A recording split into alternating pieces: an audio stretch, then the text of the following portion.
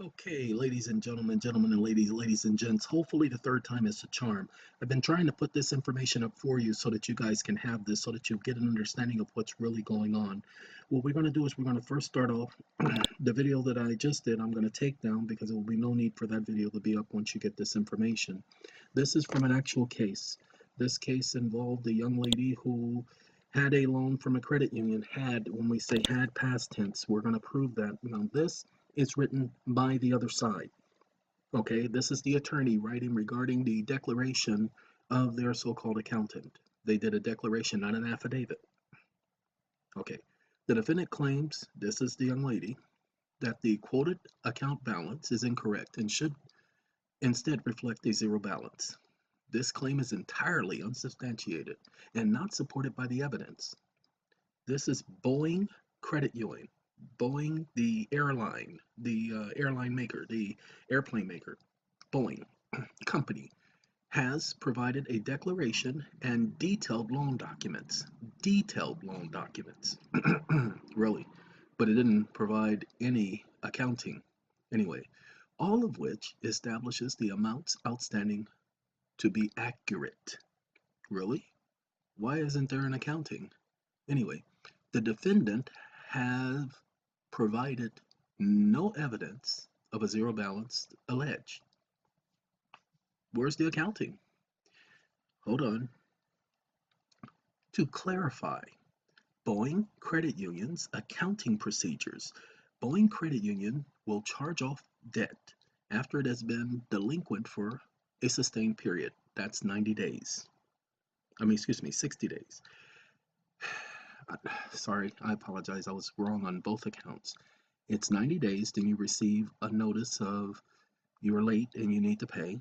Then after another 90 days, which is a total of 6 months, you receive a notice of default. It takes 6 months for a charge off to go into effect. This process includes their procedure accounting. This is a practice, people. This is their accounting practices. This process or practice includes Boeing Credit Union applying an internal credit. Okay, internal credit. Pay attention to that because that's important. And in the amount of the loss. Okay, so they apply an internal credit in the amount of the loss, whatever they're claiming the debt is, in order to zero out the balance. See, that's their purpose, is to bring the account to zero. So once you are 6 months and you have not made a payment, the account is now zero. It's called a charge-off. If you see any charge-offs on your credit report, you need to understand your account is at a zero balance and close the account. See, they bring the account to zero and they close the account. Now stop right there. Don't read any further. This is what you need to understand. This is what you need to know. And this is what people don't pay attention to. If they have just added a credit to your account to cover the losses, because that's what they're doing, they're covering over it, bringing your account to a zero balance, and then closing the account, what else do you owe? The account has been zeroed out, they've documented it, and the account is closed, which is exactly what they're supposed to do when an account is paid off. Okay, pay attention. The loss balance is then transferred from the internal active system. It's no longer active, it's closed. Well, anyway, from the internal active system to the internal collection system. And then the defendant continues to remain responsible for the loss. Okay, now let's do that. Let's say if that was true, that the defendant is responsible for the loss. Okay? Okay, what is the loss? Let's find out what the loss is. This process includes Boeing Credit Union applying an internal credit in the amount of the loss. Okay, well, we have an amount to the loss. That's the alleged debt claim. However, that loss that the defendant is responsible for has been zeroed out. So they're responsible for nothing. Absolutely nothing. They're owing nothing. The plaintiff seeks summary judgment for the amount owing on the cause of action, the attorney's fees and costs as provided for in a contract between the defendant and the plaintiff, and as filed within the formal proofs. People, He wants to go through the rigmarole of, that's right, I said rigmarole.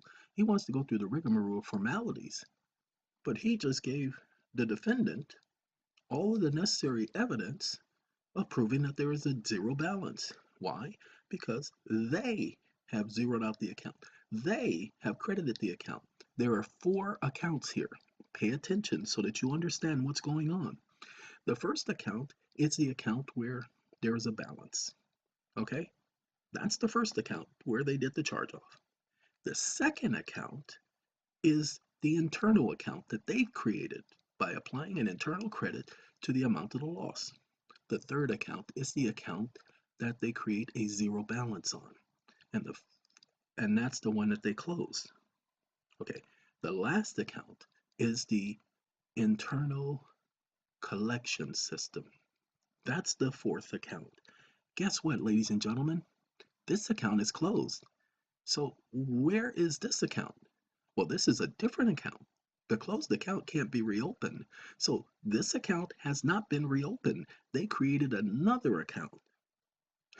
I know, isn't it interesting that they just documented the whole process for us? When they created this account, there was no contract between the defendant and the plaintiffs regarding this account. Go ahead, look at the account. It says nothing about them creating an internal collection system account. It says nothing about an account. It says that if they're late, they can send it to collections. That's fine. Send it to collections. But you're not allowed to send a closed out account to collections. It's closed. The What is the definition for a closed account? It remains open for set off and offset. Okay. I'm so glad we got that taken care of. So now you know they create another account and the contract does not include this account. They've never let the person know about this account. The defendant is responsible for the loss according to their internal accounting procedures. See, this is their internal accounting procedures. This is not what's been agreed to in the contract. The contract doesn't say anything about them doing any of this stuff. And that's what you highlight. So let me tell you how we're going to highlight it. This is taken from Credit River. Go ahead and read the Credit River decision. Remember, pay attention. We're not using the word Credit River anywhere in here. We're using the legal principles. The defendant admitted that they, in combination with the Federal Reserve Bank, the defendant being the Mahoney of the National Bank of, that was in Missouri or Minnesota or wherever that stupid place was. That's right, I said that. In combination with the Federal Reserve Bank, which are for all practical purposes, because of their interlocking activities and practices, and both being banking institutions incorporated under the laws of the United States, are in the law to be treated as one and the same bank, did create the money or credit upon its own books by bookkeeping entry. That this was the consideration used. What was the consideration used? The money they created upon their own books by bookkeeping entry. That was the consideration used to support the loan associated thereto, and that this is a common practice by all Federal Reserve membered banks and or institutions. The money and credit first came into existence when they created it upon their own books internally. The Federal Reserve and the financial institutions have admitted that no United States law or statute exists which gave them the right to do this. Now pay attention what the judge highlighted. A lawful consideration, which has to be given to support the loan. It has to be lawful. They said this practice that they have is not lawful. They said that there is no law that allows them to do that. Pay attention to how the judge highlighted that. That's what he was saying when he said this. A lawful consideration must exist to be tendered to support, must exist and be tendered to support the note. A lawful consideration. Well, they said this consideration was not lawful. That's why he ruled the way he ruled. And we just had a bank say the exact same thing. They still have the same practice to this day, some 50 years later. Well, almost 60 years later now. All right, let's play. Remember that this is a practice that the banks have. They have admitted that they have this as a practice. So highlight that this practice of theirs documents that the account balance was zero and that they created a new account in a different department which reflected a separate balance. That there were four different balances. There was the loss balance, the credit balance, the zeroed out balance, and finally there was the internal active system balance, none of which the borrower consented to. Nor were any of these extra balances ever brought to the borrower's attention prior to the present time. That these practices do not excuse the fact that the plaintiffs, in this case the defendants, but in her case the plaintiffs, have provided, or no, I apologize. This was from the other document, so the plaintiffs and defendants are switched around, so I apologize for that. But the defendants, meaning the young lady, has provided the evidence in support of the plaintiff's claim that the account balance is zero and that the account for which they are referring is a new account and they've created, that they've created without the consent of the defendant. And sorry, it was right. So I apologize for doing that to you guys. So I'm just going to read it as is. I forgot I did change it up when I sent it to these individuals because this is a re-edited portion. The borrower and the other party, that they indeed created fraud in effectum by not revealing the origins of the credit being lent, nor revealing the full matrix of the origination of the funds being created and the requirements for repayment. The plaintiff made no misinformation to the defendant. In this case, it would have been the defendants made no misinformation to the plaintiff, who, the plaintiff, chose to ignore the defendant's request for validation of the origination of the loan and the matrix associated thereto.